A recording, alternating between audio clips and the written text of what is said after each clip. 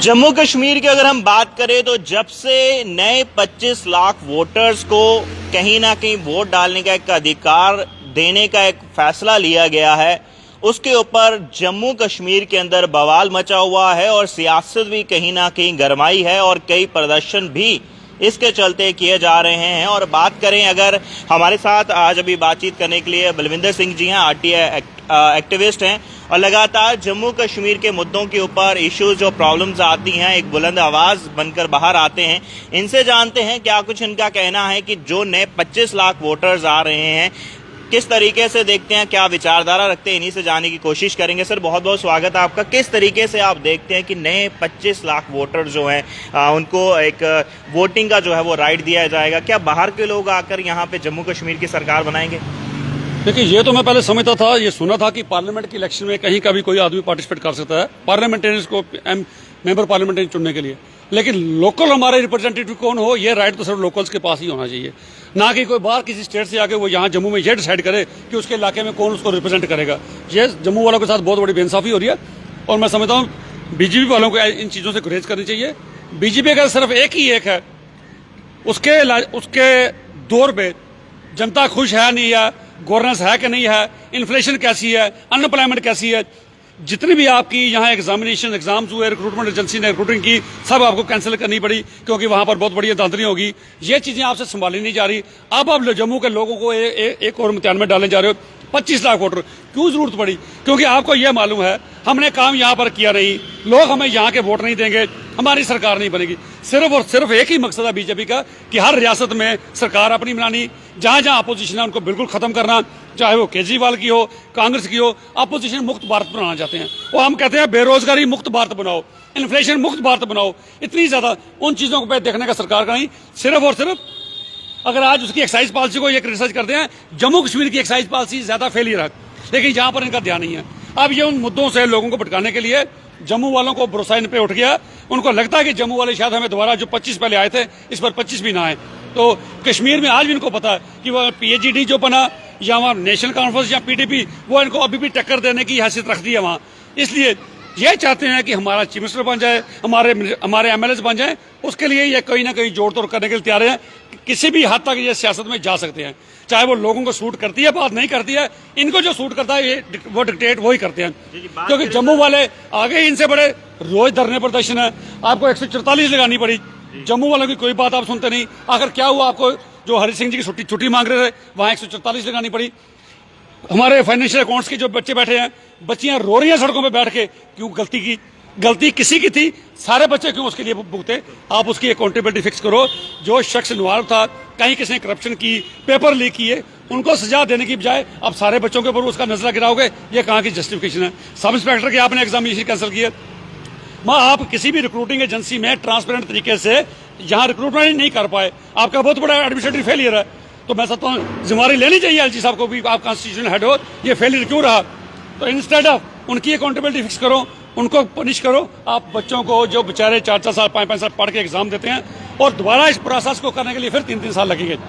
इन सारी चीजों को छुपाने के लिए सरकार को पता है हमने यहाँ पर काम नहीं किए, हमारी गवर्नेंस टोटल फैली रही, करप्शन ज्यादा आगे से बहुत ज्यादा बढ़ गई। जिस चीज का रेट, बिल्डिंग मटेरियल का, अगर रेत की ट्रॉली 1000 की थी आज 5000 की होगी, क्यों होगी? लोग सवाल पूछते हैं, लोग इनको वोट नहीं करेंगे। अब ये किस पे डिपेंड करने लगे? वोट 25 लाख बार हिंदुस्तान से आएगा। मैं समझता हूँ इनका बस चले, ये तो चाइना से या और किसी कंट्री से भी इंपोर्ट कर लेंगे वोटर। भाई हमें सियासत में रहना, हमें पावर में रहना, हमें बरसर इक़्तिदार में रहना, चाहे लोग हमें चाहे ना चाहे, हम बाहर से वोटर को खरीद कर ले आएंगे, यहाँ पर वो हमें वोट कास्ट करेंगे। ये जम्मू वाले नहीं बर्दाश्त करेंगे। आगे भी हमारे इस चीज में डिफरेंसेस रहे कि 370 टूटने से जो चीज आपने सोच की थी, भाई 370 तोड़ के, ठीक है, आपका एक मुद्दा था कश्मीर की डोमिनेंस को कम कर दिया, वहां पर कुछ हद तक आप कामयाब रहे, मिलिटेंसी साफ हुई, ठीक है, वो भी खत्म होनी चाहिए थी। लेकिन उसके अलावा जम्मू वालों को जो नुकसान हुआ है, जो जम्मू वाले आप उनसे बात करते हो तो आप उनके बात सुनने के लिए तैयार नहीं। कहीं भी बीजेपी वाला अफसर जिस चीज ने, क्या प्रधान हो बीजेपी का, उन्होंने कमिटमेंट लोगों के साथ की, धरने में आके बैठ के कमिटमेंट की, बाद में कहते जी नहीं जी दिल्ली में काम नहीं हुआ। मैं टोल रिमूव करने की बात करूं, हमारे रैना साहब ने कितनी बार लेटर लिखी जी, मैंने गडकरी साहब को लेटर लिखी, वो लेटर कहाँ गई? उसके बाद एक और टोल लग गया। तो इनकी वहां पर दिल्ली तक चलती नहीं है। लास्ट इनको यही पता हमने जम्मू में काम नहीं किया, तो कहीं ना कहीं से वोटर बाहर से इंपोर्ट करो, तो अपनी सरकार बनाओ। भाई सरकार बनाओ, मुबारक है, बननी चाहिए, लेकिन काम करके ना। परफॉर्मेंस बेस्ड सरकार बननी चाहिए ना। वोटर बाहर से लगाने की जरूरत क्यों पड़ी? क्या जम्मू में वोटर कम थे? 1 करोड़ 30 लाख की आबादी है, क्या वो उसमें से वोटर आपको भरोसा नहीं रहा आपको? क्योंकि आपने काम नहीं किया, आपने डिलीवर नहीं किया। वायदे आपने बहुत बड़े बड़े किए लोगों के साथ, आपने डिलीवर नहीं किया। तो डर है कि उन्होंने काम उस तरीके का नहीं किया तो वोट उस तरीके से नहीं मिलेंगे, इसलिए कहीं ना कहीं बाहर से मनवाएंगे। बिल्कुल बिल्कुल, मैं कहता हूं इन्होंने अपने काम नहीं किए, ग्राउंड पे काम ही नहीं किए हैं। आइए ना कहीं डिबेट में बैठिए कि आपने काम किया, परफॉर्मेंस क्या आपकी? सर जो काम करता ना, जिसकी परफॉर्मेंस होती है उसको फिर बाहर के वोटरों को देखने की जरूरत नहीं पड़ती। उसको पता है जिस महल्ले में रहता हूँ लोग मुझे खुश है मेरे से। किसी दुकानदार का आज की डेट में जाकर इंटरव्यू लीजिए, सिर्फ और सिर्फ टैक्स इनका एक मात्र उद्देश्य था। और जिस टैक्स की ये जब अपोजिशन में थे तो हमारे प्रधानमंत्री जब चीफ मिनिस्टर थे तब उस टैक्स की अपोजिशन करते थे। हमारा एफडीआई में डायरेक्ट इन्वेस्टमेंट का बाहर से विरोध करते थे, 40% नहीं आएगी। आज उन्होंने 55 से भी ऊपर इन्वेस्टमेंट लो कर दिया। आज हमारे दुकानदार जम्मू के इतने परेशान है कि ऑनलाइन बिजनेस सारा वो लोग लेके, बाहर की मल्टीनेशनल कंपनियां, दुकानदार परेशान है, कहते हैं 2-2 करोड़ का सामान अंदर पड़ा है, खरीदारी नहीं है, क्योंकि लोग घर में बैठ कर सब मंगाते हैं। हर चीज स्विगी से ऑर्डर खाने का हो, कुछ भी हो ऑनलाइन, तो वो मार्केट कैप्चर करके दुकानदारों से जाकर कभी इंटरव्यू लो ना, पूछो उनको भाई ये सरकार आने के बाद आप कहीं खुद के अब भक्ति है, बोल नहीं पाते, अंदर से दुखी हैं। Of the line, of the record हमारे साथ बात करते हैं, कहते हैं जी काम खत्म है, बिल्कुल बेड़ा गर्क हो गया, हमारा काम नहीं है। लेकिन मैं समझता हूँ इसीलिए सरकार को पता है कि हमारे रिप्रेजेंटेटिव रहे 25 के 25, इनकी परफॉर्मेंस नहीं है, बहुत बड़े बड़े स्कैम में ये भी फंसे। सरकार ये कहती थी पार्टी विद डिफरेंस। कौन सी party with difference? Illegal occupation आज भी आपके डिप्टी चीफ मिनिस्टर या बाकी एमएलए ने जो क्वार्टर फ्लैट उनको मिले थे क्यों खाली नहीं किए? फिर कौन सी पार्टी विद डिफरेंस? अगर पहले एमएलए भी ऐसे करते थे या मिनिस्टर ऐसे करते थे, अपना टेन्योर खत्म होने के बाद भी आप मकान को खाली नहीं करते थे, आज क्यों हमारे डिप्टी चीफ मिनिस्टर पुराने के बाद आप वालों को जाकर धरना मारना पड़ा? भाई आपकी कॉन्शियस कहाँ है? क्यों आपने लोग नहीं सुनते? पर ठीक है, अगर आपका टेन्योर खत्म हो गया, आप खुद कहो वॉलंटरली भाई मैं जा रहा हूँ, मेरा कोई एंटाइटलमेंट नहीं है, फिर आप रहते हो, फिर बाकी में आप में क्या फर्क है? तो ये चीजें कुछ ऐसी थी, इनको अपनी करने में पता था हमने क्या किया। लोग हमारे अब शायद ये ना हो लोग कहीं पथराव करना शुरू कर दें इनको घरों के बाद जाके। लोग इतने बच्चे हमारे दुखी हैं। एज एन एक्टिविस्ट मुझे रोज बच्चों के फोन आते हैं, बच्चियों के फोन आते हैं, सर आइए हमारी सपोर्ट कीजिए।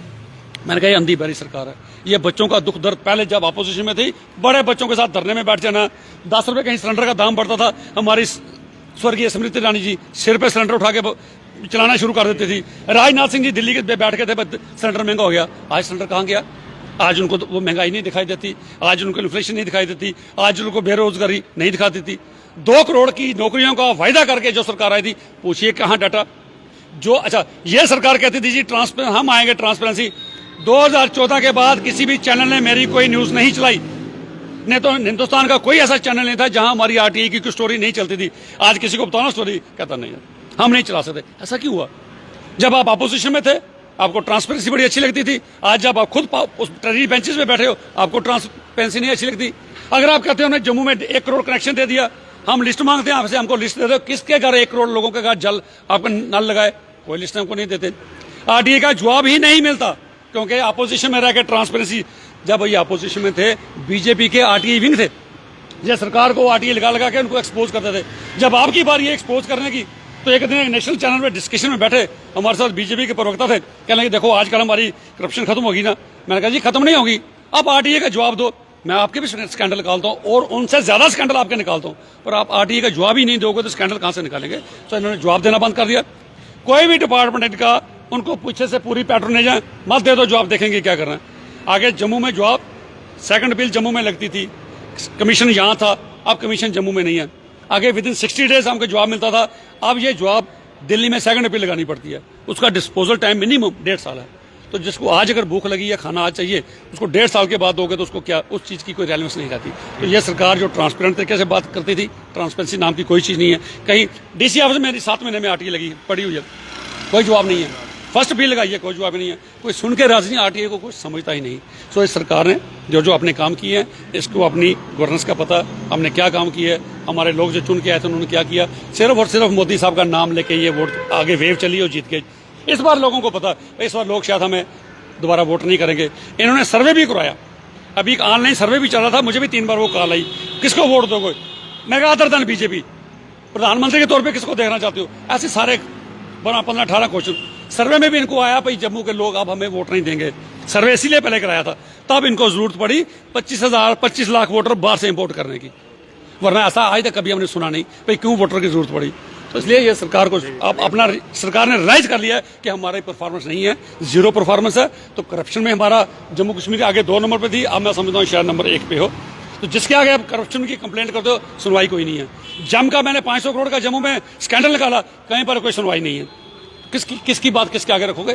कोई अकाउंटेबिलिटी नहीं, कोई ट्रांसपेरेंसी, कोई गुड गवर्नेंस नहीं। ऑनलाइन कहते हो सर्विस दी है, आप कहीं ऑनलाइन बिल्डिंग की एनओसी के लिए अप्लाई कर दो, आप घर बैठ जाओगे ऑनलाइन नहीं आएगी जब तक एक एक दफ्तर में जाके पैसा दे के अपनी एनओसी नहीं इकट्ठी करोगे। आपको सिर्फ नाम है भाई ऑनलाइन पोर्टल। तो इसलिए सरकार को ये मैं समझता हूँ इसको आईना दिख गया अपनी सर्वे में भाई लोग वोट नहीं करेंगे, इसलिए कोई यूपी, बिहार, एमपी, राजस्थान, पंजाब से वोटर इंपोर्ट करो, तो जहाँ वोट डाल के तो उनसे कुछ ना कुछ करो। चलिए बहुत बहुत शुक्रिया सर अपने विचार देने के लिए। तो ये थे हमारे साथ आरटीआई एक्टिविस्ट बलविंदर सिंह जी जो हमारे साथ जुड़े थे और जम्मू के तमाम मुद्दों को लेकर आए दिन जो है चर्चा में रहते हैं और आवाज़ को जो है उठाते हैं और हर बार कोशिश करते हैं कि जम्मू के जो समस्या हैं, जम्मू के आम लोग जो समस्या फेस कर रहे हैं उनको जो है एडमिनिस्ट्रेशन तक पहुंचाते हैं। और आज भी इन्होंने विचार रखे, कहीं ना कहीं जो 25 लाख जो नए वोटर्स आने हैं, उन्होंने बताया कहीं ना कहीं सरकार को, भाजपा को कहीं ना कहीं लगता है कि उस तरीके का, उस लेवल का काम जो है वो नहीं हो पाया, इसलिए उनके अंदर कहीं ना कहीं डर है, जिसके चलते ये फैसले लिए जा रहे हैं कि नए 25 लाख वोटर जो है वो ऐड ऑन किए जाएं, ताकि कहीं ना कहीं जो 50 पार का रविंद्र राणा जी का एक नारा है 50 पार, वो कहीं ना कहीं जो है वो पूरा हो सके। आपका क्या कुछ कहना है, आप क्या देखते हैं, कैसे सोचते हैं, आप अपनी राय कमेंट सेक्शन में जरूर रखें। फिलहाल के लिए इतना ही। जुड़ रहे हैं आप सच न्यूज़ नेटवर्क के साथ। नमस्कार।